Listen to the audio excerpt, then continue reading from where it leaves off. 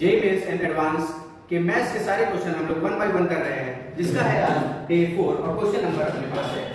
देखते हैं। Let a equal to x belong to r mod x plus 1 जो है ये 2 से कम है, mod x b जो सेट है उसमें एलिमेंट है mod x माइनस 1 जो कि 2 से बड़ा है या उसके बराबर। तो कह रहा है कि कौन सा स्टेटमेंट नॉट ट्रू है, ट्रू नहीं, कौन सा स्टेटमेंट नॉट ट्रू है। तो देखिएगा जरा ध्यान से, अगर मैं सेट a की बात करूं, ये है mod x प्लस 1 जो कि लेस देन 2 है। आप इसको चाहे तो सॉल्व भी कर सकते हैं, पर इजी मेथड क्या है, आप इसका ग्राफ बनाइए। mod x का ग्राफ कुछ ऐसा, प्लस 1 का मतलब कुछ मैंने इधर इसका दिया।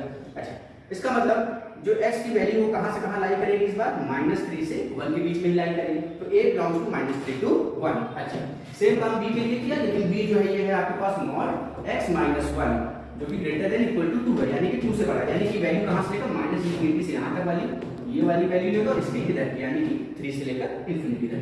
a का मुझे पता चल गया डोमेन, b का मुझे पता चल गया डोमेन। अब देखिए आपसे कह रहा है कि a माइनस b जो है वो -1 से 1 के बीच में। a माइनस b का मतलब क्या है, a माइनस b का मतलब है कि a में होगा और b में नहीं होगा। तो देखिए a में क्या है, a में ये सारी चीजें हैं और b में क्या नहीं है, b में क्या नहीं है, -1 से 1 वाला रीजन देखिएगा, -1 से 1 वाला रीजन ये a में है लेकिन b में नहीं है, यानी कि ऑप्शन सही है आपका, लेकिन आपसे पूछ रहा है कि कौन सा गलत होगा। तो देखिए पहला ऑप्शन तो सही हो गया। दूसरे में कि b माइनस a b में हो, b पूरा ये रीजन, a में ना हो, b में हो, a में ना हो।